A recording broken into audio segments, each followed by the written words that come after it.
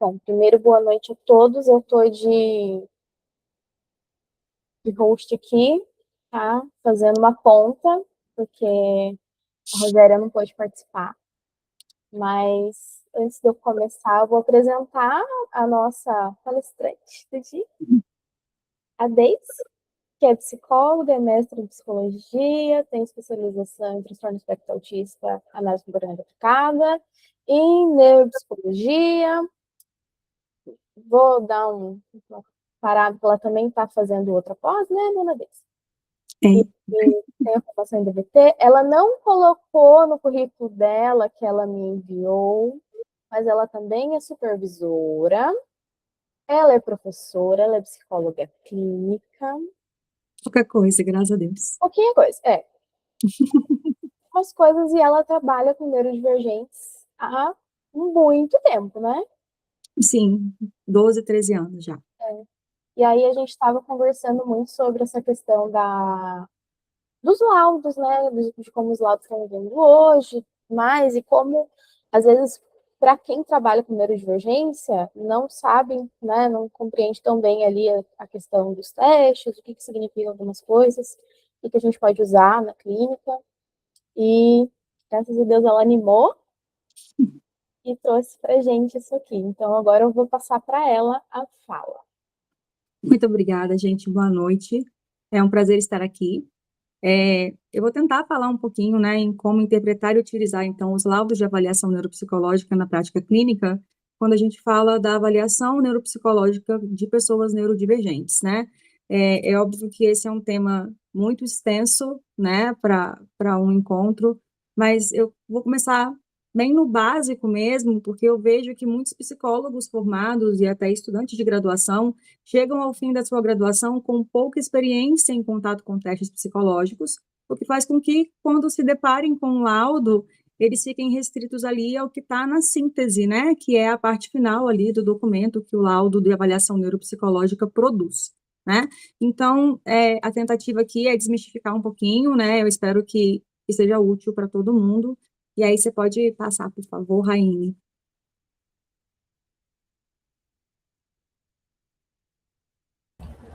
Tá aparecendo para vocês? Ainda não, Problemas técnicos. não tem problema, a gente vai dar jeito. Deixa eu só.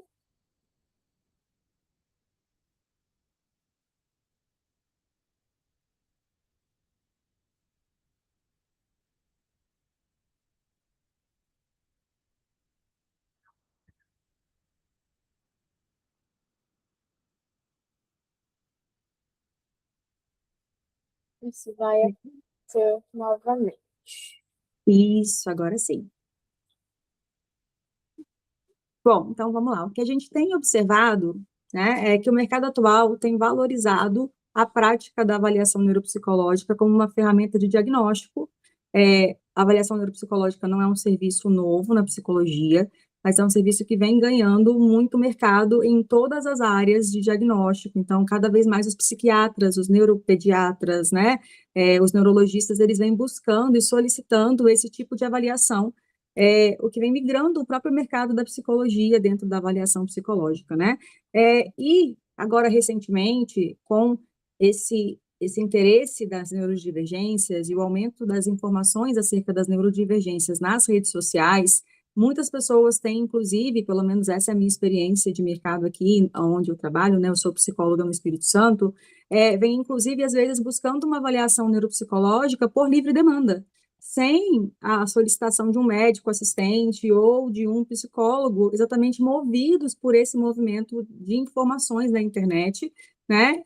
E enxergando já a avaliação neuropsicológica como a porta de entrada para o diagnóstico. Então, eventualmente, eu ouço falarem que eu ia no psiquiatra, eu ia no neurologista, mas eu decidi que eu já vou chegar lá com a avaliação pronta em mãos, porque eu vou nele, vou pagar uma consulta e aí ele vai voltar me pedir para vir aqui. Então, como esse foi o caminho que aconteceu com um amigo, com um parente, eu já estou indo diretamente à fonte e buscando avaliação por livre demanda. E isso é uma revolução do mercado, pelo menos dentro da minha experiência, porque antigamente a grande maioria das avaliações elas eram realizadas por intermédio do encaminhamento médico ou do encaminhamento de um outro profissional da área da saúde. E é óbvio que a avaliação neuropsicológica ela é um procedimento importante para o raciocínio clínico diferencial em diagnósticos de toda a natureza psicológica, né? Porque ele vai fornecer aí toda a leitura de funcionamento de um indivíduo, né? Desde a parte cognitiva, ali intelectual, até a parte de comportamento, humor e personalidade. A questão aqui é que a gente tem visto uma primazia da avaliação neuropsicológica hoje, pelo menos como uma linha de mercado mais séria, né, para as neurodivergências.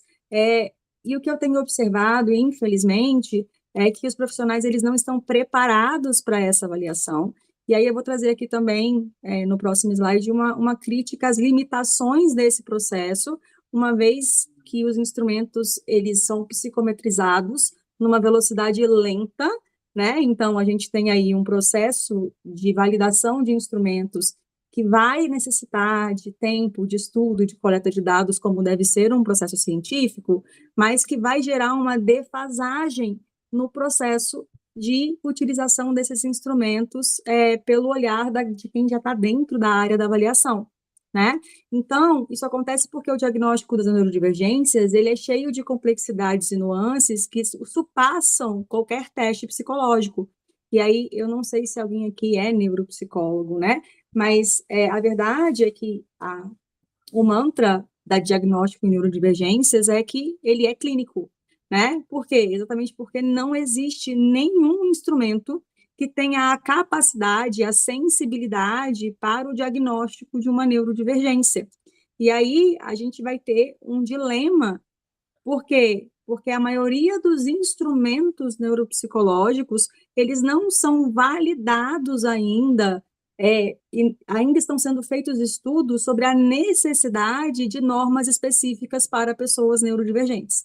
E o que eu vejo é que, especialmente na seara da personalidade ali, a gente tem problemas, porque a psicometria ela vai fazer análises clínicas específicas, estatísticas, para dizer para a gente, dentro de um manual de teste, né, se a gente tem diferenças de escolaridade, de faixa etária, de estado, e desconsidera-se até o momento as diferenças possíveis significantes, e pelo que a gente vê de significância, né, estatística, nos instrumentos e na nossa vivência de prática clínica, a gente vê que existe uma diferença bastante importante entre a população neurodivergente e a população alística, né? Ou seja, a população neurotípica. Então, a gente vai ter aí um problema, que eu estou usando um instrumento que tem normas de idade, de faixa etária, de escolaridade, às vezes até de profissão, mas ele não tem uma normatização específica ou não me informa se haveria a necessidade de uma norma específica para alguma neurodivergência. E esse é um dilema cinza aqui na área da avaliação. Por quê? Porque existe uma discussão do quanto isso ainda é necessário e tem poucos estudos trabalhando nesse caminho. E a gente só sabe isso se o pessoal da psicometria rodar estudos para que isso aconteça. Mas a gente tem que se preocupar, sim, com a sensibilidade dos testes, tá? Para essa população, especialmente quando a gente fala dos instrumentos de atenção e de TDAH. A maioria dos instrumentos que a gente tem hoje de atenção, os mais validados aí, eles são pouquíssimo sensíveis às alterações da atenção. Então, eu costumo dizer que, vou apresentar um desses testes aqui hoje para vocês, que se eu pego um inferior num teste desse, é porque o negócio está muito ruim. Porque o que eu pego de médio e médio superior, que tem diagnóstico de TDAH e faz o teste e dá um bom desempenho, não está no gibi. E aí, o que eu vou trazer aqui para vocês é exatamente a noção de que a avaliação neuropsicológica ela tem muito potencial e tem muito a contribuir. Mas a gente tem que entender que o neuropsicólogo que utiliza essa avaliação não pode se ater somente a testes e fazer uma testagem psicológica, tá?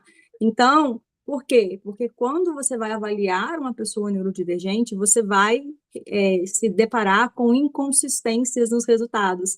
Então, você pega um indivíduo que tem uma atenção excelente em um instrumento e num segundo teste que mede o mesmo tipo de atenção, ele vai ter um outro resultado. E aí a gente vai ver bom aqui, bom ali, ruim aqui.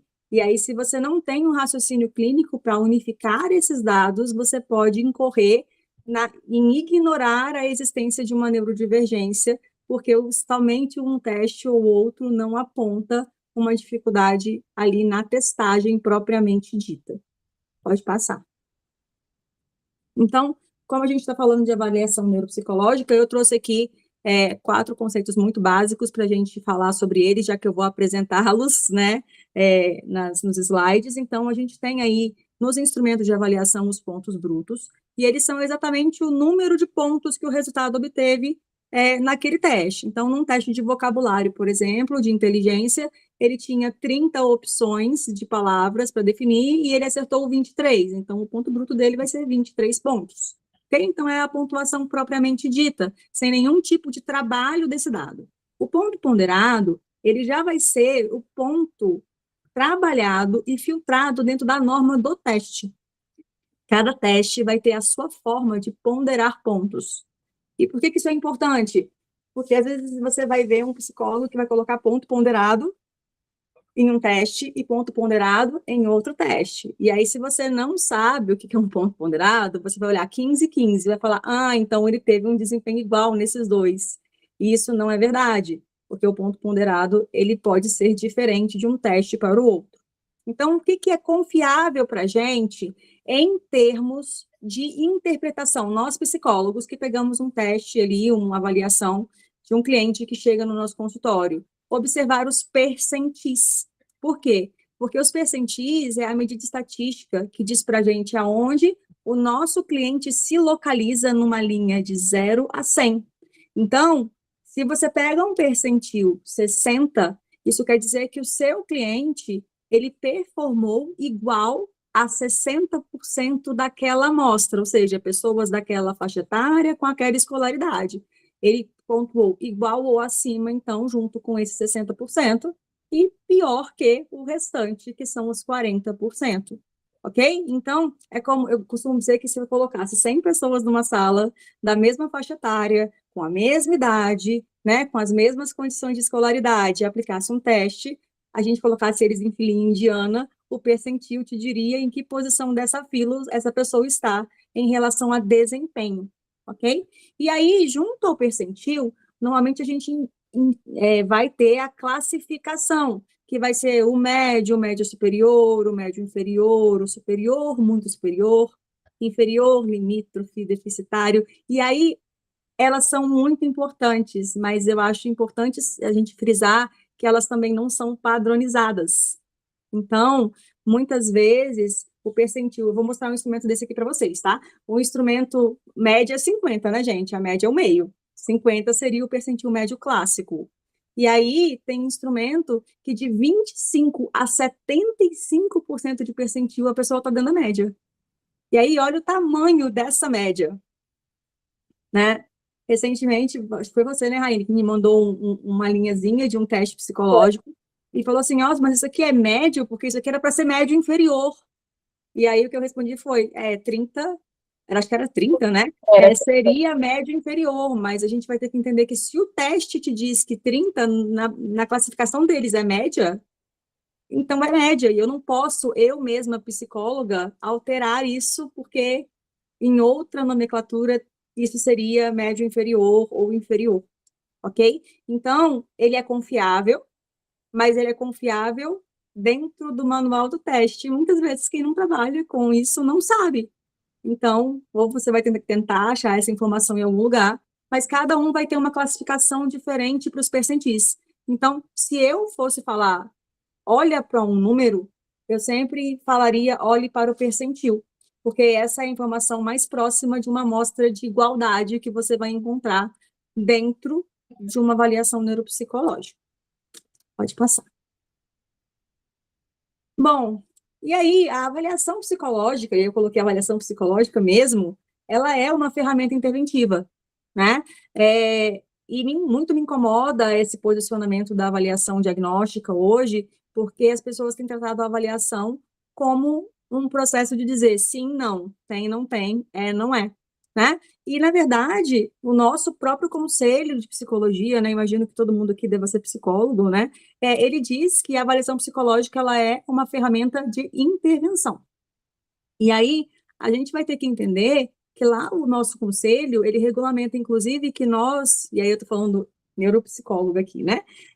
Temos o dever de conduzir uma avaliação que é tanto diagnóstica quanto interventiva, dentro dos limites deste processo, e por isso a gente é capaz de indicar, por exemplo, encaminhamentos terapêuticos para esse indivíduo, não porque os dados brutos nos mostram algo, mas porque toda a complexidade e o próprio indivíduo se reconhece, ele se conhece no processo de avaliação. Então, ela é interventiva e ela é muito significante para quem lê o laudo. Então, nós, psicólogos, nós deveríamos ler todo o laudo. O problema é que não adianta ler todo o laudo se eu não sei interpretar as informações que estão contidas ali. Na síntese, vai estar aquele resuminho que todo mundo entende, né? Eu trabalho diretamente com a psiquiatra, ela brinca que é a sessão do médico, né? Porque o médico vai direto lá na síntese para ler lá o último parágrafo da síntese, né? Que é de acordo com as informações obtidas, está de acordo com critérios diagnósticos X, Y, Z, a apreciação médica necessária. Então, a síntese todo mundo entende. O problema é que na síntese nós perdemos a riqueza do laudo. Por quê? Porque toda síntese ela é generalista, ela perde aquilo que é de nuance individual. Né? Afinal, se eu for sintetizar aqui, eu vou falar, somos todos psicólogos. E essa é uma síntese desse grupo. Mas isso não diz muito sobre cada um de nós individualmente. Ok? Então, esse é o processo. E aí, eu trouxe aqui, eu escolhi, gente, porque é, eu sou uma pessoa que as minhas avaliações elas têm um volume de instrumentos que é absurda. Né? Então, entre escalas, instrumentos, entrevistas, né, costuma dar aí 13, 18 formas diferentes de coleta de dados. Porque eu sou bem chatinha com essas coisas, né? Eu gosto da confusão, eu gosto de ter um dado apontando para um lado e outro apontando para o outro para me dizer que eu não estou perdendo nada. E aí eu fiquei pensando assim, quais instrumentos qualquer psicólogo de avaliação utilizaria e que raramente eu vou olhar e vai estar em todas as avaliações que eu pegar. Então, eu escolhi 5 instrumentos. Um de inteligência, que é o VAIS, que é a escala Wechsler de inteligência para adultos, ok? A gente tem a versão para crianças, que é a versão VISC 4, que está para mudar daqui a pouquinho, né? Então, eu escolhi o VAIS, eu escolhi um instrumento de atenção. E aí eu escolhi o que eu uso porque eu estou trazendo casos clínicos de avaliações que eu realizei, tá, gente? Então, escolhi o BPA, mas ele é um também dos mais conhecidos dentro da psicologia, né? Mas a gente tem outros. Eu escolhi um que pega o combinho, a atenção, função executiva. Escolhi um sobre memória e aprendizagem e um sobre reciprocidade social, que na verdade é uma escala, né? Já que a gente está falando de neurodivergência aqui, então eu acho que deixar de fora esses critérios seria pouco, né? Então, eu vou começar apresentando para vocês, sempre por instrumento, ok? 3 clientes diferentes. Então, eu tenho uma cliente feminina, 30 anos, uma cliente feminino de 29 e uma de 40. As 3 chegaram para avaliação, as 3 saíram com o diagnóstico de transtorno do espectro autista, e aí a gente tem uma com TDAH combinado e uma com transtorno de ansiedade combinado. Então, já que o tema é neurodivergência, né, eu escolhi trazer para que vocês percebam que esse perfil, ele é parecido, mas ele é muito diferente, e ele pode ser muito diferente. Eu queria trazer 10 para vocês verem o quão diferente pode ser uma avaliação de pessoas neurodivergentes, né? Mas não daria aqui. Então, essa primeira cliente é do sexo feminino, 30 anos, e o diagnóstico final dela, então, foi TEA, sem comorbidade a princípio, tá, gente? E aí, o VAIS, ele é um instrumento de inteligência. Então, a gente vai ter aí 3 medidas maiores e 4 medidas de índices. Então, a gente tem aí o QI verbal, o QI de execução e o QI total. O QI total é aquele que a gente vai utilizar como base aí de guia para avaliações de altas habilidades, superdotação, uma vez que, como acho que a maioria já sabe, né, não existe falar de altas habilidades, superdotação, sem falar de QI. Não importa se você utiliza Renzulli, fala de criatividade, né, e de tendência e a engajamento com a tarefa, você vai ter que considerar QI para falar de altas habilidades. Não existe, gente, tá? É muito perigoso a gente falar de altas habilidades sem QI. E eu sei que esse é um ponto muito controverso dentro da psicologia, mas a gente não pode se afastar do fator de que a inteligência precisa estar acima da média, ok? Então, e bastante acima da média, né? O que a nossa literatura nos mostra hoje é um percentil 98. Um percentil 98 significa que essa pessoa fica acima de 98% dos seus pares. E isso não é pouca coisa, tá? E quando a gente fala de TEA combinado, ou seja, né, aí a dupla excepcionalidade, a gente vai ter aí maleabilidade deste quantitativo de QI. Mas nunca, gente, um QI médio, ok? Pelo menos é o que a literatura séria no assunto hoje nos fala. E a gente vai ver discussões dizendo que, não, você pode ser alta habilidade musical e não ter um QI elevado. Mas esse não é o consenso da literatura hoje, ok? Então, vou ficar aqui com o consenso literário atual. E aí, essa cliente, então, tem um QI médio, né? E você vai ver que ela tem um QI, um conjunto intelectual bastante equilibrado. Ela tem aí um QI de execução, que é também médio, e um QI verbal acima da média. E eu adoro essas avaliações, porque eu acho que se você presume que a gente está falando de TEA, que a gente tem um problema em comunicação social, a gente vai presumir que esse indivíduo vai ter um QI verbal baixo. E a verdade é que, especialmente em mulheres, isso não acontece na maioria das avaliações. Pode acontecer, tá, gente? Mas não é necessidade. Se for dupla excepcionalidade, pode ser considerada a partir de quando? Então, é, áreas cinzas da literatura hoje, né? Mas, assim, eu não consigo considerar, eu coloco superior, faixa superior, e aí o VISC vai te dar como faixa superior ali acima de 121, tá? Então, 121, 122, mas aí você tem que ter muita certeza, eu não vi o nome de quem perguntou, tá? Muita certeza de que a habilidade da alta habilidade é de fato acima da média.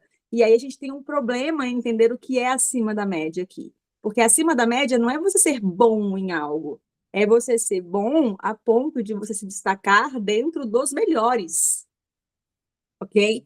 Porque eu posso ser muito habilidoso em tarefas manuais, mas isso não me torna uma alta habilidade. Eu posso gostar muito de fazer isso muito bem, em volume, e passar horas fazendo isso aí, pegando lá a teoria do Renzulli, né? Que vai ter aí o envolvimento com a tarefa como um critério, junto com a criatividade. E qual é o problema aqui, gente? Eu segui, eu acho que a maioria da contextual, né? Eu sou analista do comportamento. É, a análise funcional desse processo. Por quê? Porque a gente vai ter que entender que acima da média e criatividade são termos muito pouco operacionais. Então, qual é o critério métrico, objetivo, funcional de criatividade? A resposta é: não temos, e é por isso que não temos instrumentos de criatividade validados no mundo. Porque é impossível eu criar critérios operacionais se você considerar lá em análise do comportamento, criatividade e a capacidade de resolver problemas. E aí? A gente tem um outro problema, porque qual o problema que promove reforçamento? Não sei. Ok? Então, por isso é que o QI ainda vai ser a pedra angular desse diagnóstico. Se você não tem um QI alto, esquece altas habilidades. Você é muito bom no que você faz. Gente, a porcentagem de pessoas com altas habilidades é 1,2 a 2% da população do mundo. Isso não é muita gente, né? Se você pega o comórbido, que é a dupla excepcionalidade, né? Então, TEA, altas habilidades, TDAH, altas habilidades, esse número cai. Então, é assustador a gente ver o volume de gente que tem se autodeclarado dupla excepcionalidade, ok? A gente chama de dupla excepcionalidade, por quê? porque é exatamente a deficiência presente é que gera um pequeno rebaixamento do padrão cognitivo. E aí eu vou ter que começar a olhar para esse teste aqui, porque para eu falar de uma dupla excepcionalidade, eu tenho que ter um QI alto a despeito de uma função executiva prejudicada, por exemplo, num caso de TDAH. Porque se eu falo de um TDAH, eu vou ter que olhar para esse QI de execução aqui, ó. Ele vai ter que ter discrepâncias aqui nos índices que compõem o QI de execução, que aqui no caso a gente vai estar falando da memória operacional e da velocidade de processamento. Então, por quê? Porque se eu tenho baixa atenção, eu lentifico o meu processo para perder menos informação. Ou eu vou rápido e a minha memória operacional, ela não dá conta de sustentar o volume de informação perceptual, e aí já é o IOP, que eu vou captar para rodar dentro da minha função executiva. Ok, gente? Então, essa é a operacionalização básica da memória, se a gente pensa funcionalmente, utilizando a linguagem da neuropsicologia. Ou eu vou rápido, quem é altas habilidades vai rápido, com muita capacidade de retenção, memória, de muitos dados IOP, que é o índice de objetos perceptuais que você consegue captar, de informações perceptuais que você consegue captar. Ok? Então, o alta habilidade ele vai voar aí, nos três. Mas aí eu tenho um TDAH. Então, ou eu lentifico e tenho uma memória de cavalo, né? Capto tudo, mas num passo lento, porque se eu for rápido, eu perco dados, não porque eu não consigo reter, mas porque a minha atenção ela é prejudicada, então eu tenho que lentificar para garantir, tá? Ou é o contrário, eu vou rápido, e aí principalmente no perfil impulsivo, né? Lá na hiperatividade. Eu vou muito rápido, mas o problema disso é que eu perco muito dado, porque a minha memória operacional ela não sustenta essa velocidade de funcionamento, né? Eu vou parafrasear aqui um comediante da internet, né? Que é o Deco, não sei se vocês conhecem o Deco, mas o Deco ele é autista, né? Eu acho que não sei se é TDAH também, mas eu adoro eu ouvir ele falar e agora eu uso direto, que a dupla excepcionalidade, ele é um carro turbo, mas ele é um fusquinha turbo, né? Então imagina que você coloca um motor potente dentro da estrutura de um fusquinha, né? Daquele fusquinha lá, 1960, né? Então ele tem potência, mas se você acelera, ele até corre um pouquinho mais do que o outro, mas se tremendo. Por quê? Porque ele não foi feito para correr a 300 quilômetros por hora. Então ele não vai chegar a 300, nem com o melhor pacote turbo que ele tem dentro dele. E a dupla excepcionalidade é exatamente isso, o potencial está todo lá, mas tem uma deficiência, e deficiências são limitações permanentes. Elas não são temporárias, elas não são contornáveis, elas são tratáveis até o limite do possível, dentro do que essa biologia permite. Porque a biologia aqui, e eu vou ser analista do comportamento de novo, é filogênese. E filogênese é o quadro, eu brinco que ela é a moldura da tela, então eu posso desenhar o que eu quiser, dentro dos limites dessa moldura. E aí, quando eu tenho um cérebro neurodivergente, isso também se aplica, um TDAH é TDAH pro resto da vida. Você, enquanto terapeuta, vai ensiná-lo todas as estratégias possíveis para organizar o ambiente, reduzir estímulos, controlar estímulos, mapear sobrecarga e tudo que você tiver no seu arsenal que você pode fazer.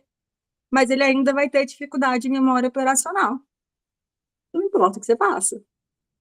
A não ser que você pudesse trocar o cérebro do colega. Mas você não pode. Ok? Então, QI verbal tem a ver com essa capacidade intelectual de manejar dados de fonte verbal.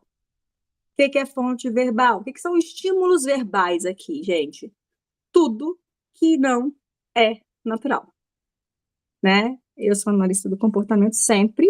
Tudo que passa por textual, por exemplo, né? Tudo aquilo que é arbitrário da sociedade. A nossa linguagem ela é arbitrária, né? Aqui a gente está falando português, poderia ser lá o grego com aquelas letras de outro alfabeto ou do cirílico, né? Isso só faz sentido porque nós somos ensinados esse alfabeto com essa junção silábica, né? Então, com esse acesso lexical específico construído dentro da nossa estrutura de funcionamento. Por isso que você não fala outra língua até você estudar essa composição textual de lá. né? Então, não é só palavras, números, também é QI verbal, aritmética. E é por isso que a galera do TEA muitas vezes tem um QI verbal lindo, porque vocabulário é amplíssimo, capacidade matemática é excepcional, e isso puxa o QI verbal para cima, ok? Que é aqui o índice de comunicação verbal aqui, tá? Que vai compor junto com o índice do IOP, que é o de organização perceptual, ok? Então, o QI de execução é de tudo aquilo que não passa pelo estímulo verbal. Então, se eu estou mexendo com um cubo, não tem nada aqui. É eu e a minha capacidade de executar, sem palavras, sem números, sem nenhum dado extra de camada cultural aí, né? É você e você, tendo pego um cubo pela primeira vez ou não, ok? Você vai conseguir manipular isso. Então, a gente vai ter que entender que o QI de execução ele é um QI mais limpo, ou seja, ele é um QI que vai trabalhar essas capacidades fluidas intelectuais desse indivíduo, essa cognição que é fluida, essa que veio de fábrica, essa da genética, né? E aí o QI verbal, ele já vai ser muito mais voltado para a tal da cognição cristalizada, da inteligência cristalizada, ou seja, aquela que eu desenvolvi, que eu adquiri, que eu aprendi na existência interagindo com o meu ambiente e com a minha cultura. Porque, afinal, matemática, né, palavras, tudo isso tem a ver com esse processo. Então, a gente tem aqui uma cliente com QI médio superior, ou seja, o melhor desempenho dela em QI verbal, né? E a gente vê isso aqui, ó. Olha o índice verbal dela, que é a primeira coluna de baixo, né? É 110, é médio superior, enquanto todos os outros estão na média. Pode passar, Raine. A segunda cliente já é uma cliente com TEA e TDAH. Ela já chegou diagnosticada, inclusive, para TDAH, mas a avaliação dela sustenta, vocês vão ver no teste de atenção. E coisinha, né? E aí, a gente vai ter, olha aqui, ó, um perfil médio de cima e embaixo, igual a coleguinha anterior ali. Só que olha o índice de execução, né? Ali um pouquinho mais baixo, mais perto do limite inferior do que a cliente anterior, né? E aí a gente tem aqui, quando a gente olha a memória operacional dessa pessoa aqui. Vocês percebem como é muito mais baixo o percentil dela? É o que puxa o QI dela para baixo, tá? A memória operacional. Ou seja, ela tem dificuldade em reter essas informações que ela capta e para processar, ok? Então, não importa o quão boa ela é, o quanto dentro do arsenal verbal ela tem, ela não consegue utilizar ele, porque a memória operacional dela é muito rebaixada. Você está entendendo? Espero que você esteja entendendo. Se qualquer coisa, manda pergunta, fala que não entendeu aí, porque eu estou falando sozinha, eu estou acostumada a dar aula olhando para a cara das pessoas em sala de aula, né? Então, é difícil para Tá mim ótimo, Daisy. saber se vocês estão me entendendo. Mas, então, a gente tem aqui uma pessoa que aprendeu, cristalizou muita informação verbal, mas ela tem uma memória operacional muito, muito complicada. E olha que ainda não está dentro da faixa média. Mas se você olha como restante do funcionamento dela, olha os percentis, 79, ou seja, ela é igual a 79%, né? Melhor do que 79% das pessoas da idade dela. Aí a gente pega a capacidade de captar informações, 58%. A velocidade, ela é rápida, 73%, ela processa rápido o que ela capta. Mas aí, meu amor, para eu reter esse negócio, para fazer alguma coisa com isso, eu tenho que ter memória. É igual ao seu computador, na época do computador ou do celular, né? Dependendo da memória, você não consegue abrir muita aba que começa a travar. Então, não importa o quanto você consegue ler. Você vai ter que abrir uma abinha por vez. Não importa. Ok? Vamos passar para a próxima cliente?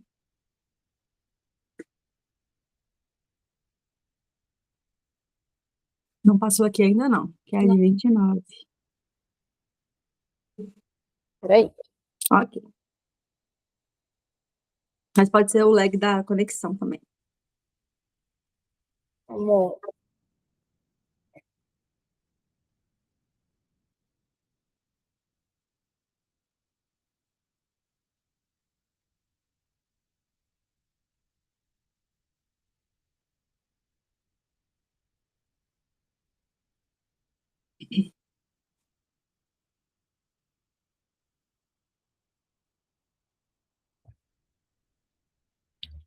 Deixa eu só tentar colocá-la de novo.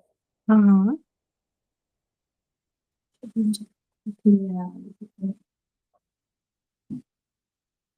Que eu dei 10 horas de curso no final de semana, minha garganta ainda está se recuperando. Gente, que isso?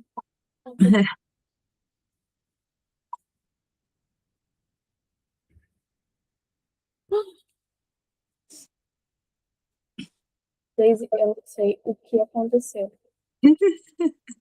De verdade. Tá tudo bem, eu tô com ele abertinho aqui, se você quiser eu posso ir falando. Não é porque não tá. Compartilhando. E meu computador não tá respondendo. Ah, aí a memória operacional aí, gente, ó. Exemplo clássico de memória operacional no computador da colega, tá vendo? Ela tá fazendo tudo que ela pode, mas não tem informação que passe para frente. Por quê? Porque a memória operacional, ela não dá conta, né? Acontece com os computadores, e é por isso que a gente importou, tô te mandando. Você tá aí, Lili. Ela estava no pulso mesmo, minha garganta tá queimando. É, ela tá fazendo tudo que ela pode, mas o computador ele não tá respondendo. Eu te mandei o PDF, a versão do. Ou não mandei? Eu vou te mandar a versão do slide também. Opa, voltou! E aí, ó, isso aí mesmo. Aí tá dando. Isso, mais um. A de 29 agora. Isso. E aí, gente, olha que legal, né? É, Percebe que quando a memória operacional ela dá a travada, a velocidade de processamento também cai junto? Olha o tempo que demorou para a gente passar um slide, né? Por quê? Porque se uma coisa paralisa, a outra paralisa também. A atividade não se executa sem a interação desses dois índices, ok? É por isso que eles compõem o QI de execução, ok? Então, a terceira cliente, ela tem 29 anos e ela vai receber aí um diagnóstico de TEA com transtorno de ansiedade. Essa cliente, ela tinha muita questão de desempenho, tá? Mas relacionado à ansiedade. E aí, a gente vai ver aqui na característica dela já um QI mais baixo, com um QI de execução superior, né, ao QI verbal. E a gente vai ver que essa cliente, ela vai ser uma cliente que realmente vai ter mais dificuldades de comunicação do que as outras duas que eu peguei aqui, né? As outras duas, elas tinham mais facilidade de se comunicar, tá? Mas por quê? Porque ela tinha um QI de execução melhor, ela se dava melhor em tarefas que não dependiam de ela executá-las. E aí você fala assim, mas por que, Daisy, né? O ICV dela é alto, né? Você vê aí que ela tem um ICV alto, mas ela tem uma velocidade de processamento muito alta, e isso faz com que ela tenha preferência pela manipulação de informações. E aí, assim, você não consegue processar informações verbais com tanta velocidade, né? Eu falo na velocidade 2 do áudio de maneira natural, mas também não consigo passar disso aqui. Então, chega um momento em que a velocidade que eu dou conta de processar não acompanha a velocidade de linguagem. E aí isso não gera vantagem, isso gera desvantagem. Por quê? Porque eu tenho muita coisa e aí parece que nada sai direito, né? Então, ela tinha uma dificuldade importante aqui na capacidade de perceber as coisas também, mas eu vou falar disso lá na responsividade social dela.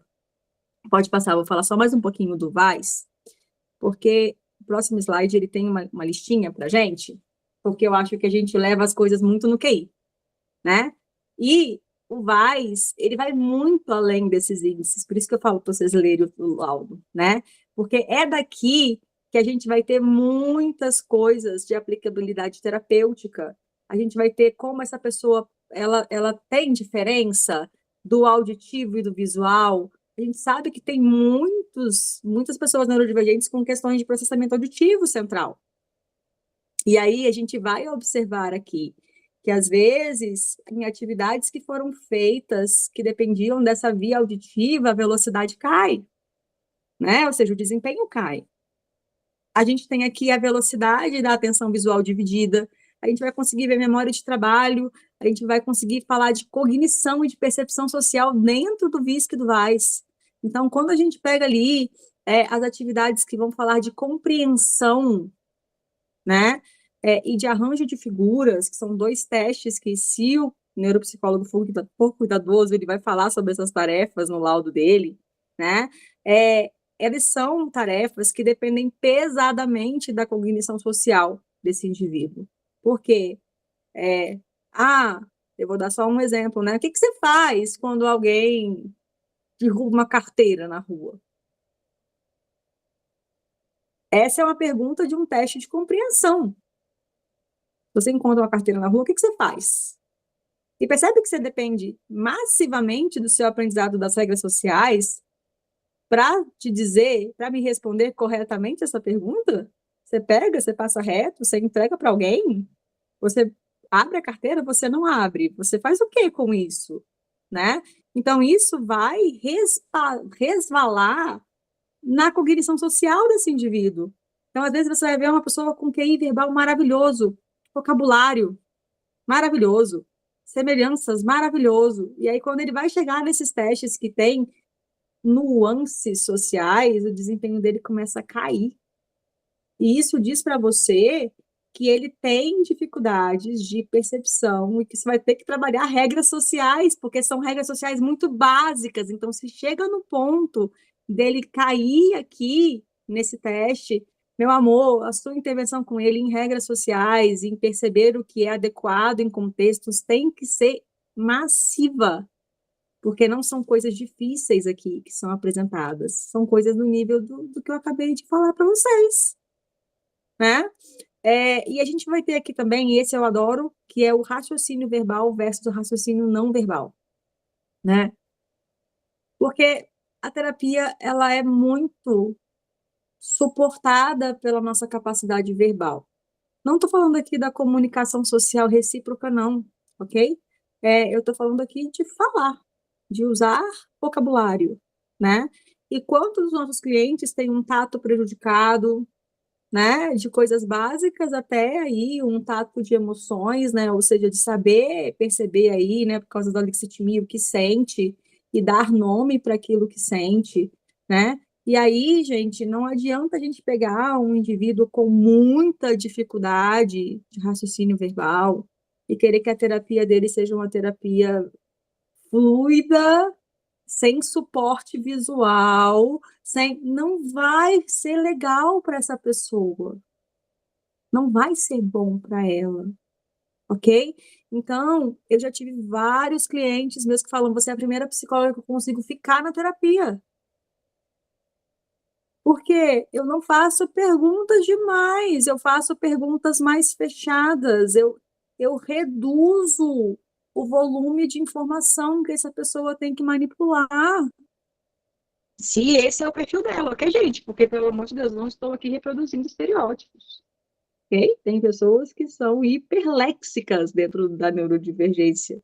E aí elas vão falar que é beleza, falar de poema, falar da referência de Machado de Assis para responder como ela se sente, ok? Mas a gente vai ter que entender esse perfil e a avaliação pode dar para a gente esse sinal, né? A que estímulo essa pessoa ela reage melhor? O que ela lida melhor? Isso vai dar para a gente ideias, por exemplo, de como eu adapto atividades para essa pessoa, como que eu forneço suportes para ela dentro do ambiente dela, seja ela TDAH ou autista, né? Como que eu forneço as informações que eu vou passar para ela? Como que eu organizo isso? Ok? Então, eu acho que esse é um ponto que... E eu estou aqui só no mais, né? Mas tá bom, vamos para o próximo. Agora, falando de atenção, a gente vai ter aí o BPA-2, que é o que eu uso, a bateria psicológica da atenção, né? Segunda edição. E aí já digo logo, porque eu uso ela, mas eu queria não usar, porque ela é muito pouco sensível, gente, ela é muito pouco sensível. Então, se você abre um laudo com BPA e seu cliente tem esse aqui, ó, médio inferior, vai dizer, mas você acabou de falar que ela não tem TDAH, e ela não tem, tá, gente? Mas você já abre seu olho, porque tem alguma coisa aqui que atrapalha a atenção desse cabra. E aqui, no caso dessa pessoa, era só uma desregulação sensorial do tamanho de um caminhão, ok? Então, a atenção dela era linda, mas se o sensorial tivesse bugado, acabou a vida, tá? Acabou a vida e ela ainda continuava executando as tarefas que ela precisava de maneira boa, tá, gente? Mas eu não vou conseguir isso aqui nesse teste, tá? Mas a questão é, médio inferior no BPA é muito ruim, mas ela mantém aqui um padrão interessantíssimo, inclusive, né? Que é, se você olhar aqui, ó, o perfil geral dela está no percentil 25, e aí você vai ver concentrada, alternada e dividida. Vocês estão vendo ela aí? E ela não tem a característica mais comum dentro de um TDAH, porque a tarefa mais fácil é a atenção concentrada. Você vai ver aí que o dela está no percentil 30. Entre aspas, a segunda mais difícil é a alternada. A mais difícil para todo mundo é a dividida, que é você sustentar 3 estímulos ou mais ao mesmo tempo, fazendo eles valerem o tempo inteiro, ok? O que que eu acabo vendo? E isso aqui é óbvio que não é regra, né? Mas muitas pessoas com TDAH tendem a se dar melhor na atenção alternada do que na concentrada, né? E mal na dividida, muito mal na dividida. Só que o que a gente espera é essa escadinha aí mesmo, tá? Concentrada, alternada, dividida no teste. E aí, essa era uma cliente que, nesse teste, ela foi dessa forma, e em todos os outros testes de atenção que ela teve, porque a gente faz outros testes que também medem a atenção, né? Ela foi médio superior, e aí você vai olhar funcionalmente, zero impacto funcional, zero impacto com os critérios de diagnóstico do DSM, e um teste não é suficiente para fechar diagnóstico clínico. Ok, gente? Então, em diagnóstico, a clínica ela é soberana. E aí, não tinha em nenhum outro instrumento dificuldade atencional, o que também são dados de instrumentos técnicos, né? E zero critério. E a gente fez entrevista diva, a gente fez com pai, com mãe, com irmão, com todo mundo que a gente podia pegar, a gente reconstituiu a atenção dela lá da primeira infância até a vida adulta, né? E a gente não tem absolutamente nada. Mas ela vai ter um pouquinho de dificuldade com função executiva, ok? E aí, esse é um teste que tem muito estímulo. Mas assim, pensa num teste com muito estímulo, tá? É esse. E aí, ela falava assim, nossa, só de passar e fazer assim com a cabeça já me dava uma tonteira, né? Então, ela cometeu erros aí, assim, de trocar de uma linha para outra, porque ela achava que ela estava numa linha, ela estava em outra, porque ela baixou a cabeça, sabe? Tá fechado, Raine. Eu tô rindo aqui porque eu fui vítima exatamente disso já. Pois Foi é. pesquisa minha. E ela tinha uma questão sensorial muito importante, a gente encaminhou ela, inclusive, para um TO, né? E aí depois ela retornou a informação para a gente que ela foi diagnosticada com transtorno do processamento sensorial, né? O DIS lá, né? O distúrbio da integração sensorial. E ela tinha um processamento sensorial vestibular muito alterado, né? Então, ou seja, movimento era uma coisa que era um problema para ela. E aí, gente, não é que a atenção dela não dá conta, é que o processamento sensorial dela não dá conta, tá? Foi linda em todos os testes de atenção. Pode passar para o próximo. Essa cliente que tem TDAH, olha que bonitinha, olha a diferença, né? Primeiro que a gente já vê muito mais médio inferior aqui, e essa aqui a gente tem uma atenção médio inferior na concentrada. Gente, a atenção concentrada está muito baixa. A chance de ser TDAH é muito alta, mas também não tem regra. Infelizmente, na psicologia a gente nunca tem regra, né? Mas assim, gente, a concentrada é a mais fácil, tá? Mas ela é aquela que requer que você sustente o foco atencional, porque é um estímulo. Então, se você tende a entediar e querer trocar de tarefa, né? Você não aguenta chegar no fim do teste. Aí você começa a ter omissão demais, você começa a ter erro demais, sendo que essa é a tarefa que era para você fazer dormindo com o pé nas costas. Por quê? Porque ela é a fase um do seu videogame. Ela é a fase que qualquer um era para passar bem nela, tá? Então, é uma cliente que teve um percentil 20 20, é isso mesmo, na concentrada? É a atenção aqui, não sei porque que eu devo ter tirado na hora de escrever. A atenção concentrada é esse percentil 20 dela aí, ó. O score bruto dela foi 74, tá? E aí não tá escrito aí não, mas ela teve muito erro de omissão. Então, ela pulava os estímulos e ela só tinha um estímulo para atentar, né? Então, uma atenção concentrada muito ruim, junto com uma atenção alternada também, coitada, muito ruim. Esse é um perfil, gente, muito comprometido de atenção, tá? Mas assim, muito comprometido mesmo. Ela foi média na dividida por uma questão muito simples para ela. Ela fala, eu gosto da tarefa difícil. E aí ela tinha um padrão de que ela ia bem nas tarefas difíceis dela, né? Então, quando era mais desafiadora, ela prestava mais atenção, porque ela olhava a tarefa e falava: nossa, essa aqui é muito difícil, eu preciso prestar atenção. E aí isso fez com que o desempenho dela fosse maior na atenção dividida do que nas demais. E a gente via isso, gente, na postura dela de fazer o teste. Né? E aí, por isso que é importante também a gente não se apegar só aos scores, né? A gente tem que fazer a avaliação qualitativa da postura desse indivíduo durante a avaliação. Porque durante a avaliação, assim, pertigou na cadeira, entendeu? Aprumou, ficou ali, você via assim, que chegava a franzir, a gente via comportamentos de compensação, né? Linguinha para fora, e, né? Ou seja, estava ali dando sangue pela tarefa. Por quê? Porque acreditou que não ia dar conta de fazer. Acreditou que não ia dar conta de fazer. Ok? E é por isso que a gente não pode ficar pegado só no quadrinho. Mas aí esse é o papel do neuropsicólogo, tá? Escrever isso para você no laudo.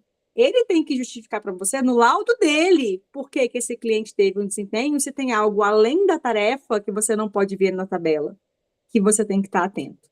E é por isso que você tem que ler o laudo todo. Porque lá na síntese vai ter só a síntese mesmo, tá bom? Vamos para o próximo. Essa aí é a nossa cliente com TEA e transtorno de ansiedade. Olha a atenção concentrada da bonitinha, como é esperado, né? Lá no médio superior, ou seja, a tarefa mais fácil, ela foi melhor. É o esperado, né, gente? No mais fácil a gente vai melhor. No mais difícil, a gente vai pior, tá? Então, é uma cliente, mas você vê que tem um perfil muito mais equilibrado para cima do que as demais, tá? Vamos para o próximo. E esse senhor aí, eu tenho problemas com ele, viu, gente? Mas ele é o único que a gente tem, então a gente usa. Eu sou uma pessoa muito chata, viu? Eu critico tudo, mas eu queria ter metade da capacidade dos meus colegas da psicometria para poder trabalhar junto com eles, mas eu não tenho, então eu só posso fazer críticas faladinha aqui no meu cantinho, né? Mas por que eu tenho um problema com esse instrumento? Lindo, gente, maravilhoso. Uma amostra de normatização minúscula. Eles fizeram o mínimo de amostragem para conseguir norma. E por que isso é um problema? Porque se eu não aplico em muitas pessoas, eu não tenho significância estatística de diferenças entre as populações. E aí, imagina isso dentro de uma neurodivergência, né, gente?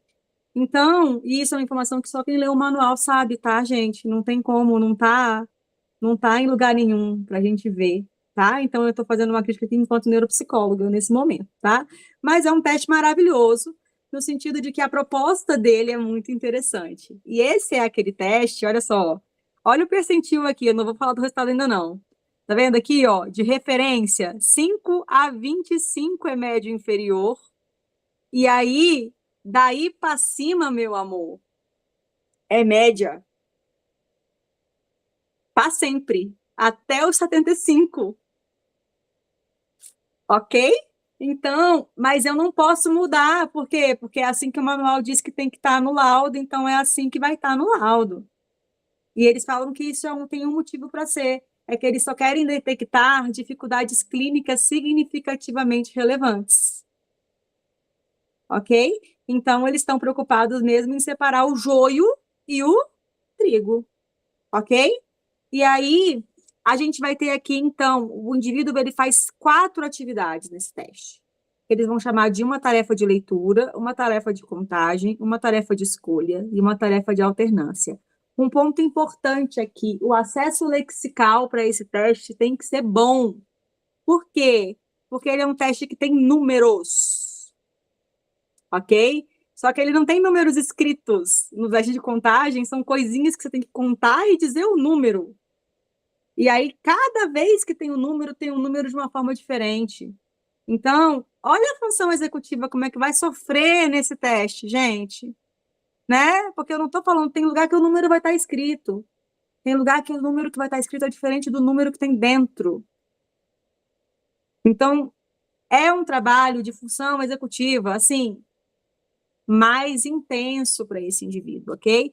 E aí é que a nossa coleguinha aqui, de 30 anos, deu com os burros na água, coitada.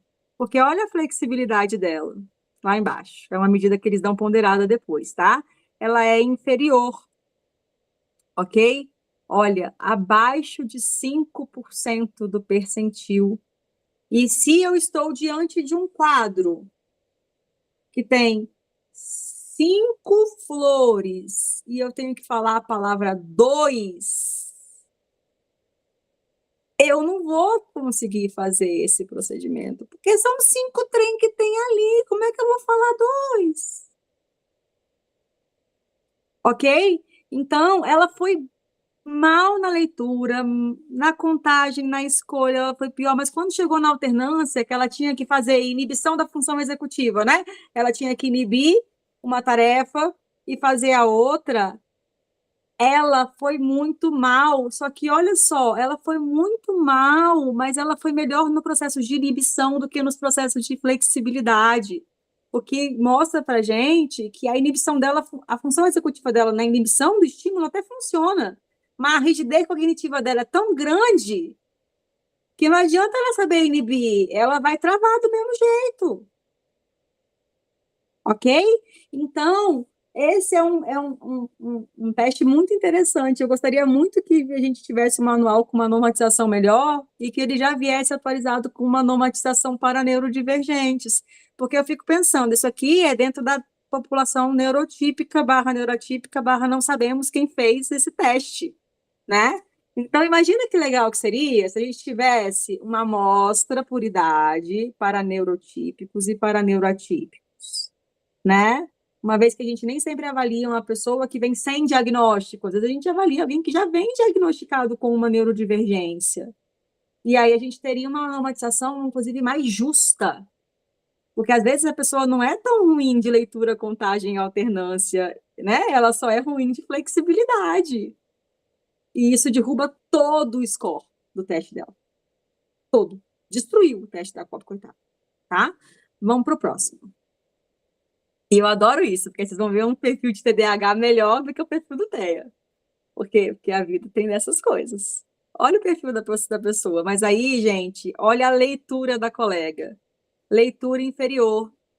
Leitura, gente, é a tarefa mais fácil, é a tarefa que mede predominantemente a atenção concentrada, sem influência da função executiva, sem influência dos processos que ela tem que fazer, ok? Então, essa aqui é a medida de base, é a linha de base, tá? E a linha de base dela foi isso aí, ó. Não conseguiu ler. Gente, é ler. Pensa assim, se eu te mostro uma cartinha com o número 10, você tem que falar 10. Tá? É esse o nível de atenção que você tem que ter nesse teste, para fazer a tarefa de leitura, tá? E aí a gente vê um perfil muito variado, muito variado, né? Essa é uma cliente que ela tem um teste, um laudo completamente, cada dado num lugar diferente, tá, gente? Quando você vai pegar o teste de Stroop que a gente fez com ela, aí é tudo muito inferior. Por quê? Porque a atenção dela é muito prejudicada, tá? Mas esse teste, ele é um teste complexo. Então, o que chama atenção para mim nesse teste, sempre chamou, foi a leitura dela. Foi um dos testes de leitura mais baixos que eu já vi na minha história de avaliação, né, enquanto avaliadora, tá? Então, mas a gente só sabe disso como, gente, quando a gente conhece o teste. E é por isso que eu estou falando muito dos testes aqui hoje, mas não do jeito, como aplica, como corrige, né? E trazendo para vocês, e vai estar na minha conclusão, né, que a gente tem que tomar cuidado com os testes. porque a nossa leitura clínica ela é muito, muito, muito importante. E aí, leiam os testes e leiam a opinião e o posicionamento dos seus colegas neuropsicólogos, tentando trazer para a vida de vocês o seu cliente. Não pegue o laudo e esqueça quem é o cliente que está nesse laudo. Por quê? Porque essa aqui era uma moça que, quando eu conversei com a psicóloga dela, ela falou assim, Deise, é exatamente isso, Deise, as coisas simples ficam tudo pela metade, não consegue fazer função executiva, não consegue encadear uma tarefa, entendeu? Quando é difícil, ela se esforça, ela compensa, ela presta mais atenção, ela se desgasta, mas as coisas, aí nada funciona direito, coitada. Na parte simples. Na parte complexa, ela se sentia mais desafiada, então ela ia melhor, né? A gente vê a mesma coisa lá no BPA, inclusive, tá? Então, é a mesma característica. Vamos para o próximo? E essa aí, olha que bonitinha, né? A ausência do TDAH é uma coisa maravilhosa, né? Porque tudo superior. Nas tarefas, tudo superior. Fez tranquilinha, né? Mesmo tendo uma neurodivergência que é o TEA. Fez tranquilinho, tá? Mas aí, quando a gente vai ver inibição e flexibilidade, dá uma caída, né? Por quê? Porque ela tem questões de função executiva, gente. Ela não tem questão de atenção. E a gente tem que lembrar que função executiva e atenção são processos que são diferenciados um do outro em questões de construto, né? Porque, no final das contas, é tudo processo, tá? Então, você não consegue separar o ovo da galinha, não, muitas vezes, né? Você vai ter que colocar isso num contexto funcional para que esse indivíduo desempenhe. Afinal, a função executiva dá conta de várias outras tarefas que não ler, contar, alternar e escolher, ok?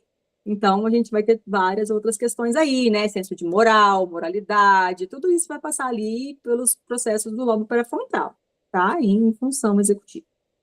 Vamos lá, próximo. Ah, esse é um dos meus queridinhos, é um dos mais mal aproveitados da neuropsicologia, viu, gente? Esse é o teste RAVLT, né? E ele é um teste de memória auditivo-verbal, tá? Então, eu sei que essa tabelinha ficou muito pequenininha, mesmo que ela seja gigantesca. Eu vou até abrir a minha aqui, vou colar aqui no meu computador. Depois, Raine, se você quiser, você pode até disponibilizar os slides, tá? Eu não ligo não, porque tá sem dado de ninguém, então tá tudo tranquilinho. Mas o RHLT, gente, ele é um teste que, para mim, qual que é a validade dele para clínica, tá? Eu vou falar de clínica, né, que é o nosso objetivo aqui. Entender como esse indivíduo dá conta de aprender e como que ele aprende o que ele aprende. Ok? Óbvio que pela via auditiva. Por quê? Porque pela via visual é outro teste que a gente vai ter que ter, ok? Porque ele é todo auditivo, viu, gente? Esse cabra aqui não olha para nada, ele não pega nada em lugar nenhum, ele só faz o teste. E esses testes, então, ele aqui na primeira tabelinha, a gente tem um score médio de aprendizagem desse indivíduo, ou seja, o quanto ele dá conta de fato de aprender. Ele nasceu com uma capacidade, mas o quanto ele consegue construir em cima dela, ok?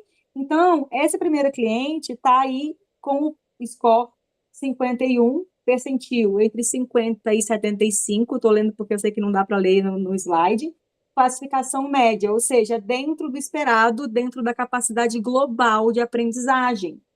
O que é interessante aqui?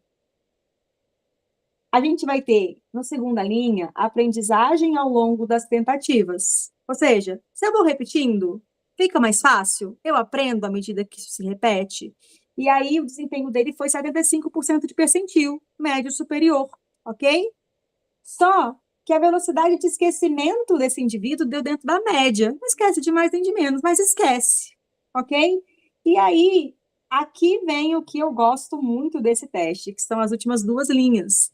Nós temos duas medidas desse teste, que são as interferências proativas e as interferências retroativas, ok? Então, quando eu falo da interferência proativa, o que eu estou dizendo é o seguinte: O que eu apresento para ele depois que ele já começou a aprender e que é diferente, função executiva, troca de tarefa, ok? Atrapalha ele lembrar do que ele estava aprendendo? Ou seja, eu estava aprendendo inglês. E aí eu estava estudando cores em inglês. E aí depois eu fui estudar outra coisa. Essa outra coisa que eu fui ler depois atrapalhou a minha retenção do que eu estava aprendendo antes? Ok, gente? Então, apresentado um novo conteúdo, eu tenho impacto no meu aprendizado? E aí, olha, coleguinha, percentil 5, médio, inferior. Não, médio inferior, né? Então, só que o percentil baixinho, porque médio inferior é a da classificação estranha do instrumento, viu, gente? Foi o que eu falei, né? O instrumento manda, a gente faz, né? Então, eu vou ficar aqui presa no percentil com vocês. O desempenho dela foi igual a 5% da galera. Ela só superou 5 de 100. Ok? Gente, o que isso me diz? Eu estou ali me matando para desenvolver uma habilidade com carbanoterapia, gente. Me matando. Se eu vou pular de uma coisa para outra e querer que ele aprenda e faça tudo, vai dar ruim. Ele consegue aprender, viu? Ó, aprendizagem dentro do esperado, tá?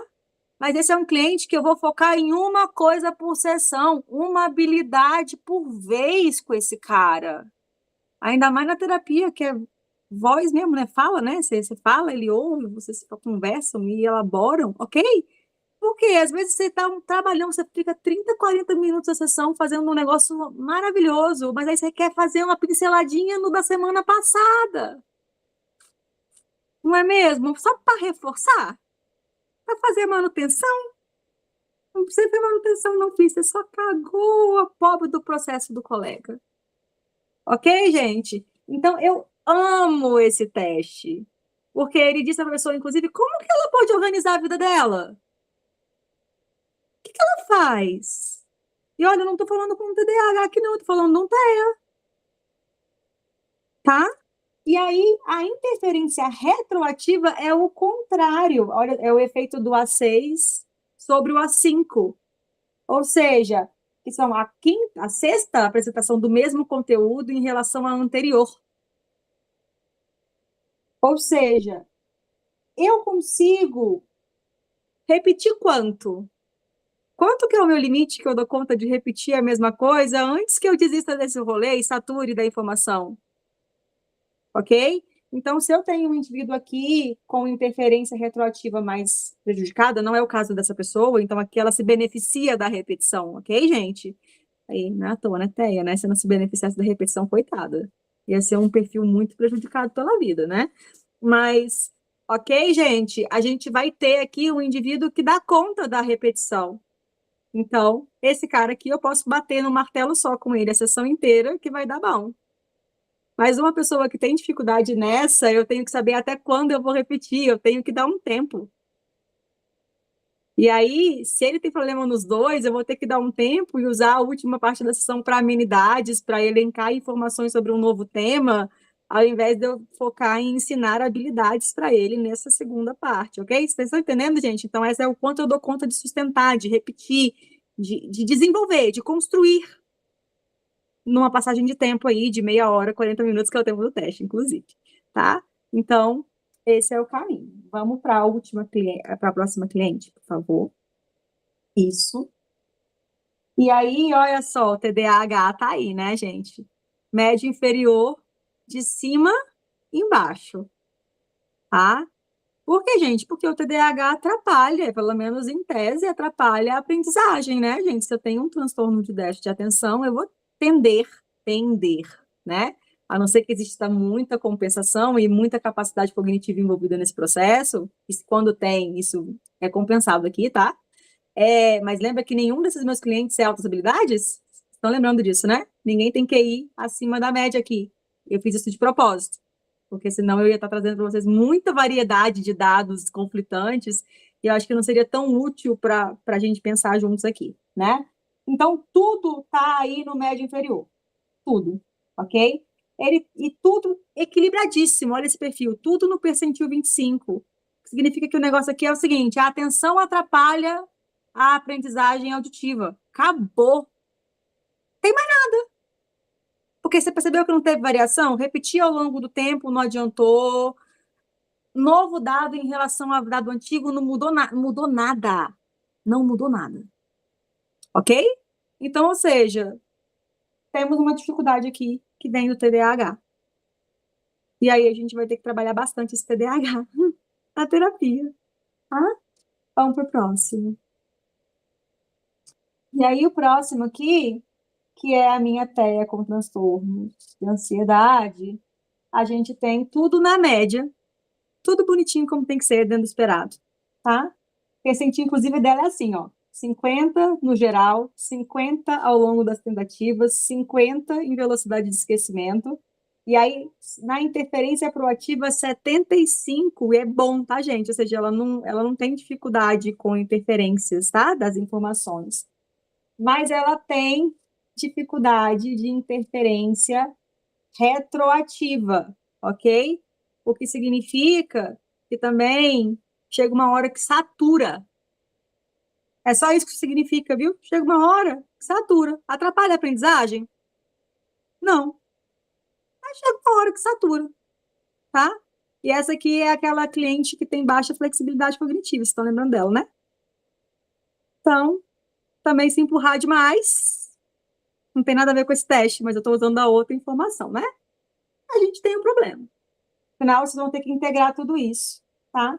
E aí eu trouxe a memória de reconhecimento dela, que é média, ou seja, quando ela tem que reconhecer o que ela aprendeu, ela dá conta de saber que ela já sabe aquilo ali. Pode passar, Raine, por favor.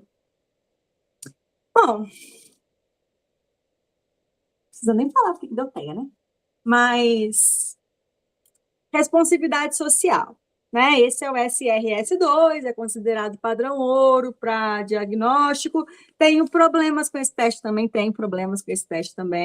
porque ele não é teste de diagnóstico, ele é teste de triagem, viu, gente? É triagem, o que significa que pode ter dado alterado para caramba aí e não ser TEA.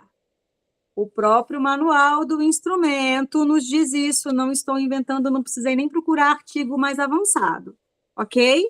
Então, transtornos de ansiedade podem dar alterações nesse teste, transtornos de personalidade podem dar alterações nesse teste, ok? Então, a pessoa pode não ser TEA e ter um transtorno de personalidade esquizotípico, por exemplo, e ela vai ter alteração como se fosse uma pessoa TEA aqui nesse instrumento, tá? Óbvio que aí a gente vai ter que ver como alterado, tá? Esse instrumento, eu não sei se todo mundo conhece. Alguém aqui não conhece esse instrumento, gente? Eu não sei se tem gente viva aqui ainda, só porque eu vou ter que fazer um preâmbulo dele, se tem alguém que nunca viu, né? Ele é um instrumento que ele vai ter essas medidas importantes para a gente aqui, eu vou mostrar para vocês. Em cima, primeira linha é a percepção social. A segunda linha é a cognição social, e aí, gente, só para eu explicar, o cinza claro é a média. Levantou a mão. Pois não, Leile? Não conhece? É só isso?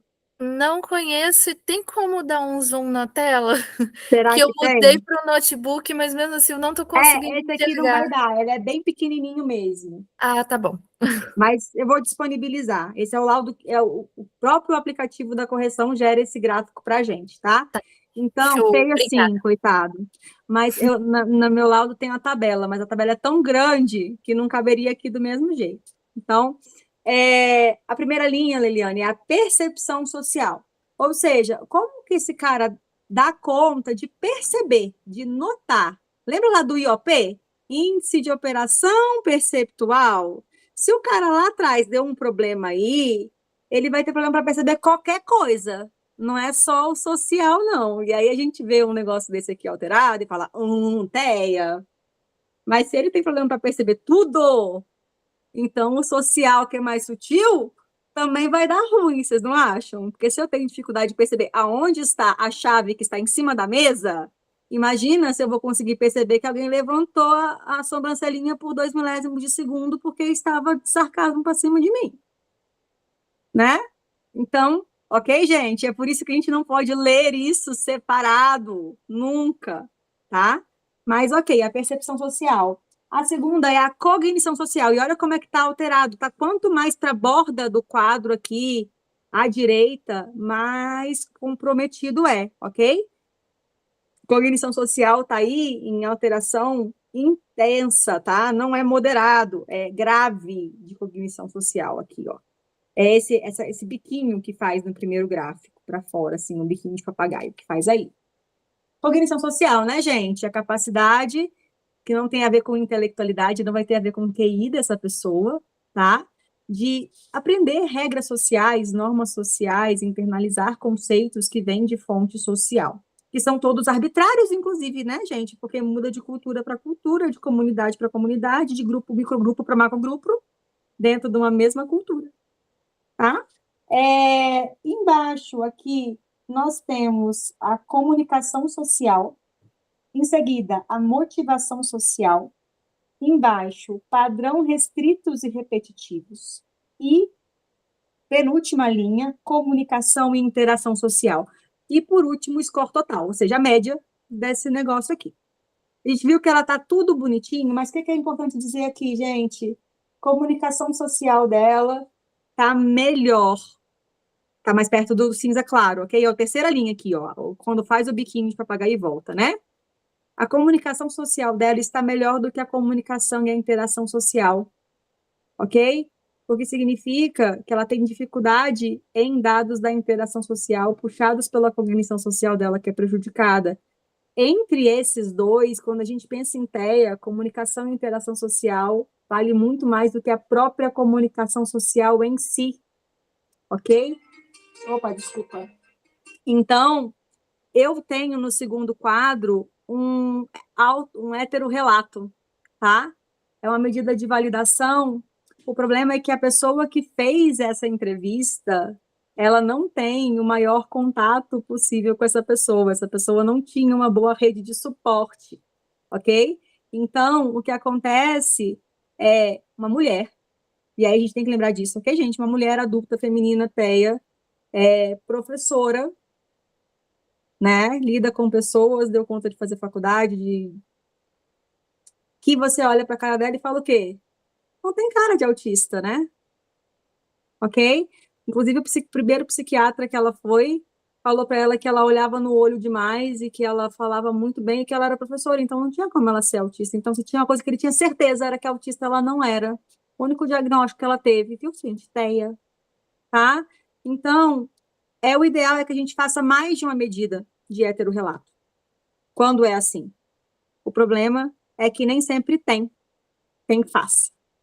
E aí a gente tem que lembrar que essa avaliação é um ponto sensível também para esse indivíduo. Às vezes ele não quer que as pessoas saibam que ele está sendo avaliado, porque ele está sendo invalidado pela comunidade. Afinal, o que é isso, autista? Você, ok? Então, a gente teve aqui com esse cliente outras atividades de cognição social para validar a TEA, a gente fez o teste do FOLPES, a gente fez o RMET, a gente fez entrevistas extensivas, a gente fez observação em loco, a gente fez tudo o que a gente pôde fazer, tá? Para garantir, porque afinal a gente tem um dado de heterorrelato que em tese não confirma, mas só em tese, viu? Porque as medidas geral e a segunda estão alteradas mesmo para esse heterorrelato de baixa precisão, ok? Então, ou seja, a cognição social deu alterada mesmo assim, na linhazinha, mas deu alterado, deu no TCC, tá? Vamos para o próximo. Essa aí não preciso nem dizer, né? Mesmo teste, tá? E aí, o que é interessante aqui, neste caso, eu gosto desse instrumento, eu critiquei o instrumento, mas eu gosto muito das diferenciações aqui entre cognição social e motivação social. Eu acho que esse é o nosso pulo do gato para esse instrumento em termos de intervenção, que é o nosso foco aqui, né? Por quê? Porque às vezes eu sei ler nuances, mas eu não tenho interesse, não é mesmo? Então, eu gosto muito desse instrumento para que a gente entenda o que é que atrapalha a interação social do meu cliente. Mesmo que eu tenha questões com ele em termos paradiagnóstico, né? Ele é uma medida de motivação e de percepção e cognição social que eu posso utilizar para isso, ok? E aí aqui a gente vê que junto com a percepção social, a motivação social, que é essa ponta mais à direita da tela, né, quarta linha, bastante alterada, um indivíduo com baixíssima motivação social. Cognição social ruim, mas até menos dificultosa do que a anterior. A outra tinha muita dificuldade de cognição social, mas a motivação social era alta. Ela não conseguia entender, mas ela queria estar lá. Esse aqui não. Eu até entendo um pouquinho melhor, não precisa fazer tanto esforço alterado, mas querer ir, quero não. Viu? Isso faz diferença para a gente na ordem do ovo e da galinha, né, gente? Seu cliente não sai porque é difícil, porque ele não entende, ou ele não sai porque ele simplesmente não ganha, não é reforçador para ele de jeito nenhum. O computador dele, o videogame dele e as coisinhas que ele faz de hiperfoco dentro de casa é muito mais divertido. Mas se ele for, ele vai conseguir fazer, então o meu trabalho com ele é outro. Meu trabalho com ele é outro, tá? Então, é esse o ponto dessa cliente. Pode passar, mas TEA, viu, gente? Deu TEA. Esse aí é quando atualizaram o gráfico na OGREF, viu, gente? Aí a gente consegue fazer as duas linhas comparadas, tá? Mas heterorrelato e autorrelato. O do cliente feminino também, viu, gente? O da cliente é o vermelho e o heterorrelato, para variar, o heterorrelato, tudo dentro da média, tá? Mas o que eu gosto? Eu gosto das inconsistências, né?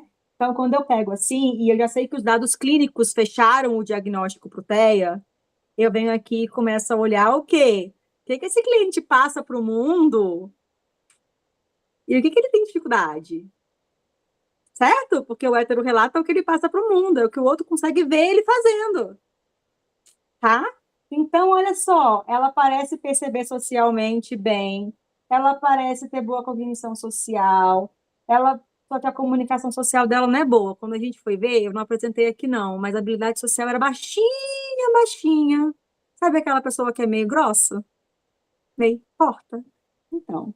E aí, motivação social dela tá num dos pontos mais baixos do relato hétero, tá, gente? Né? No sentido de tudo que foi avaliado, né? A motivação social dela e os padrões restritos são os mais baixinhos, ou seja, Mask encantando.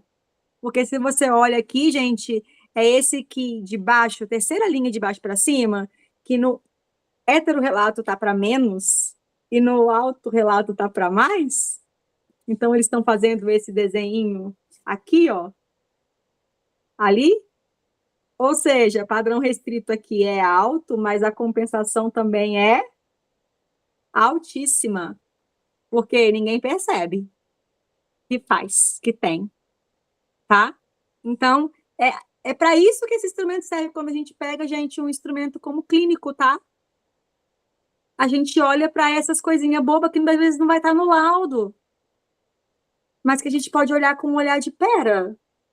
Tem alguém aqui me dizendo que esse cara não é autista, por quê? Por quê? Né?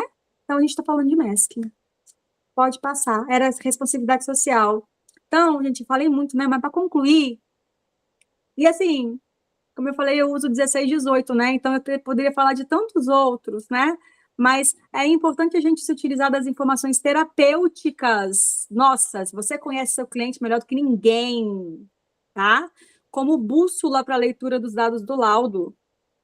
Porque quando eu vou dar minha devolutiva, eu falo assim, você provavelmente tem dificuldade assim, assim, assado, né? A pessoa fala, eu tenho, como é que você sabe? Isso aí eu não te contei. Por quê? Porque eu tô lendo o dado dela da avaliação e eu consigo inferir. Imagina tu que é o psicólogo dela, o quanto que não consegue tirar disso, não é? Então, a gente não vai colocar o laudo à frente do seu cliente, você lida com ele todos os dias, na intimidade do que é mais íntimo, que eu não tenho vínculo com ele ainda para saber, tá? Mas a gente tem que ter atenção especial para as nuances escondidas, então, atrás desses scores que já foram tratados e ponderados. Foi isso que eu tentei trazer aqui. Eu espero que eu tenha conseguido trazer isso aqui, né? E se atentar especialmente para as informações conflitantes, porque é aí que estão as oportunidades de intervenção terapêutica, né? Então, eu sou muito bom de visual e baixo de auditivo. Pô, eu vou trabalhar, então, mais suporte visual na terapia, né? Eu sou muito bom disso, eu não sou daquilo, eu tenho flexibilidade aqui, mas não tenho ali. ok? Então, aí vem o ouro para o clínico que recebe esse laudo. E isso não vai estar na síntese, né? Isso vai estar no texto chato, grande, das 30 e poucas páginas que você recebeu. E o que eu queria aqui é que, pelo menos nesses 5 instrumentos, vocês pegassem o próximo laudo e tivessem a chance de olhar para eles com um pouco mais de, opa, deixa eu ir aqui, ó. Deixa eu ver aqui o que que tem. Porque eu sei que são dados que quem não lida diariamente com a avaliação, olha e fala, ok, IOP. Para quem é IOP, gente? É o IOP que vai dizer por que o cara não acha a chave dele em cima da mesa. Que ele mesmo colocou lá. E que ninguém mexeu, né? E aí a gente pode trabalhar, eu sou da DBT, né? Eu trabalho com DBT também, além de ser terapeuta analítico comportamental, né? É a única contextual com a qual eu trabalho, né?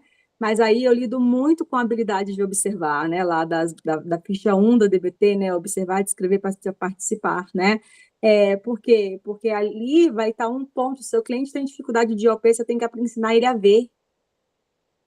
E se você não é da análise do comportamento, eu não sei se você vai entender o que eu vou falar, mas a gente aprende a ver, né?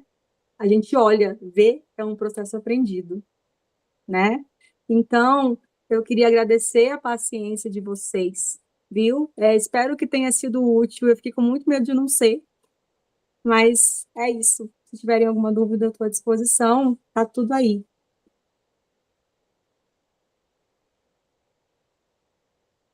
Deise, primeiro eu vou agradecer, porque assim, o que os alunos dela falam bem dela, eles estão certíssimos. Porque Oh, meu foi Deus. maravilhoso.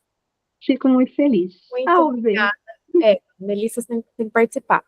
E, nossa, eu acho que eu anotei tanta coisa aqui que não vai dar, porque senão a gente vai ficar umas 2 horas. Mas eu acho que, assim, muda muito a forma de ver os laudos agora. Eu queria ter tido essa aula antes. Queria Ai, muito. que Eu acho que bom. seria muito interessante que você falou sobre como a pessoa aprende. Faz tanta diferença na clínica, Hum. né? E toda essa questão também dos recursos, porque com criança a gente faz muito recurso, E com adulto a gente esquece. mas com adulto a gente esquece. E a gente está falando de neurodivergência, né, gente? Nível 1 de suporte não é não suporte, né? Não é não suporte. Galera que tiver perguntas aí, agora é o momento, aproveitem.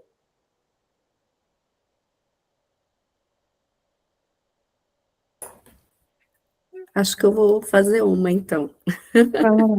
Primeiro, agradecer, Deise, muito obrigada, que aula bacana, e eu comecei só ouvindo, e eu assim, meu Deus, quero anotar, senão vou esquecer.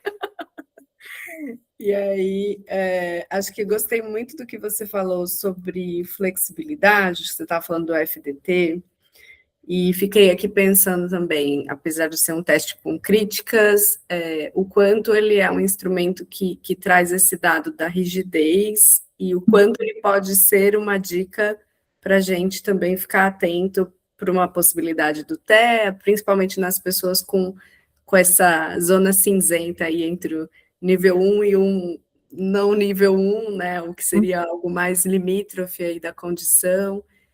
Se para você isso funciona, ou quais são as dicas, né, quando a gente está num quadro muito difícil de ver, assim, a grosso modo, para onde o teu olhar vai nos detalhes quando você está pesquisando uma hipótese de TEA, por exemplo. Eu imagino que a rigidez aqui seja um detalhe. Com certeza. Eu uso um outro instrumento, vou até deixar ele como dica aí. Ele não é muito barato, por isso quase ninguém usa, né? Que são o conjunto de cartas Wisconsin, né? Ele também dá uma medida muito legal, que são os tais erros perseverativos, né?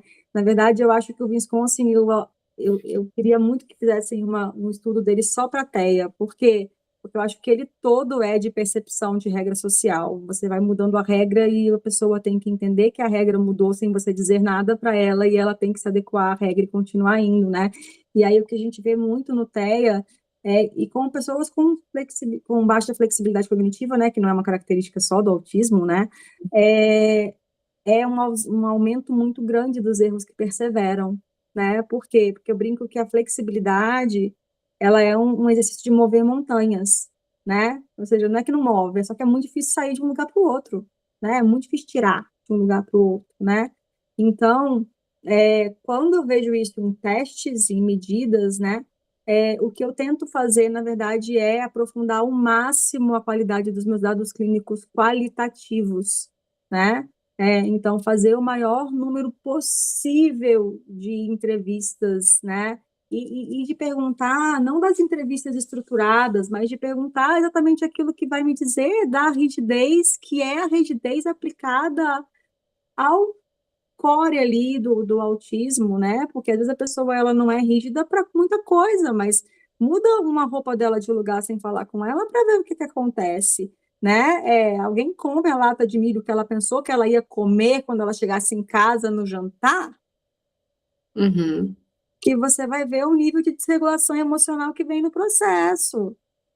Mas sou bom em flexibilizar conceitos abstratos. Uhum. Nossa, sou maravilhosa. Posso te dar uma palestra sobre abstrações e como você pode estar certo e eu também. Porque aí é no hipotético dedutivo, é no racional, né? Mas a flexibilidade do TEA, ela vem do sumo da interação com o outro. Porque aí eu não posso. Como é que o outro não sabia que eu ia querer comer milho no meu frango hoje à noite? Ele tinha obrigação de saber. Não é assim que a pessoa fala, mas ela reage como se fosse isso que Uhum. acontece. Uhum. Né? Não é que ela pensa isso, mas ela fica nervosa de um jeito que não tem porquê. Fala, mas porque eu ia comer. Mas você avisou? Não, mas eu sabia que eu ia. Eu sabia. Então o outro leu a minha mente, não é mesmo? Por quê? Porque eu não tenho cognição social. Então, se eu acho que o que eu vejo todo mundo vê. Perfeito. Então, eu acho que é mais esse caminho, sabe? É Uhum. sair do teste e ir para o que o psicólogo tem para contribuir, que é o olhar clínico e aprender a fazer essas perguntas muito bobas, que se elas estão presentes em volume e gerando prejuízo na vida dele com outras pessoas, com adequação ao trabalho, aí eu posso estar diante de um quadro que isso passa o fenótipo ampliado e que seja um quadro de prejuízo suficiente para fechar um TEA. E Daisy, vou só aproveitar um pouquinho, que eu acho que é uma coisa interessante pensar o quanto que, claro, né, o neuropsicólogo sim, e o clínico também tem que ter, que é esse feeling dessa atenção para coisas muito, às vezes até muito pequenas. Então, quando você cita assim, ela está tendo um resultado aqui, né, mais baixo, mas é por causa da sensibilidade sensorial, por causa da disfunção. Se você não tiver a atenção para perceber que tem algo aí nesse sentido, você está perdendo muita coisa. E a gente, quanto clínico, também está perdendo muita coisa de poder ajudar o nosso paciente. Isso, e aí, Raine, eu acho que a questão aqui é tentar entender quando que essa habilidade ela colapsa, né? Por quê? Porque se o meu problema é sensorial, então essa habilidade ela funciona e para de funcionar, porque eu não estou sobrecarregado sensorialmente 100% do tempo, a não ser que eu esteja em burnout já, né? Entende? Então, em algum momento da vida, esse indivíduo dá conta de demonstrar que essa habilidade existe. E aí, de novo, eu sou analista do comportamento raiz. A habilidade comportamental a gente tem, e se a gente tem, a gente não perde. A gente não regride, a não ser num quadro patológico, aí, tipo num burnout autístico, você vai ter regressão de habilidades. Mas a pessoa também não perdeu, porque quando o burnout vai embora, a habilidade voltou, né? Então, se eu tenho, eu demonstro, é porque eu tenho. Mas eu mais não demonstro do que demonstro, então tem questões de contexto aí que estão interferindo em eu conseguir colocar lá fora o que eu sei fazer, o que eu dou conta. E aí, quando é que eu paro de dar conta? Então, eu acho que essa leitura do analista do comportamento faz muita diferença, na verdade. Faz super. E até quando você estava falando do SRS2, da motivação, eu lembrei de um caso que paciente com altas habilidades. Dá Gente, conta de tudo. exato, dar conta de tudo. E com muita dúvida, assim, né, sobre, mas a motivação social lá embaixo, não é porque não sabe fazer, Exatamente, é porque não tem interesse mesmo. não tem interesse. E é exatamente isso. A motivação social nas outras habilidades é um problema sério, né? Por quê? Porque tudo é desinteressante. né? Não porque é uma patologia, porque não é uma patologia, mas é porque é difícil achar pares. E a gente está falando aqui de pares, e que par esse cara tem lá fora? Então, a motivação social vai despencar, especialmente se ele mora num contexto, se ele vive num contexto de discrepância, né, do desencaixe lá, que a DBT gosta tanto de falar, né, de não ter esse encaixe entre o meio, entre a família, entre os amigos, entre as possibilidades que ele tem e aquilo que ele é, né? Então, aí a motivação social vai estar despencada, e às vezes você muda esse cara de país ou de estado e a motivação social dele melhora significativamente. E às vezes isso é fácil de saber, porque de repente ele vai para um lugar que ele adora viajar, e ele sai todo dia, e ele vai para balada, e ele conversa, e ele vai no cinema, e ele faz amigos na cidade que ele foi, e não sei o quê. Aí você falou, uai, mas ele foi abduzido pelo ritmo da ragatanga, né? O que está acontecendo com essa pessoa aqui, né? E aí, de novo, né? Contexto. Sim. Não dá para enxergar ninguém sem contexto. Exato. Gente, alguém tem a última chance, porque eu não vou segurar a Daisy mais, tá? Depois vocês vão ter que ir lá mandar mensagem, seguir ela. Me mandem mensagem, gente, pode mandar. Mas então, tá bom, eu vou encerrar, deixar você descansar, porque no meu fuso horário ainda tá mais cedo, né? Pra vocês não. Então, Verdade. muito obrigada. Eu só tenho a que- agradecer, porque olha, eu amei muito, muito, muito, muito mesmo, Daisy. Muito obrigada.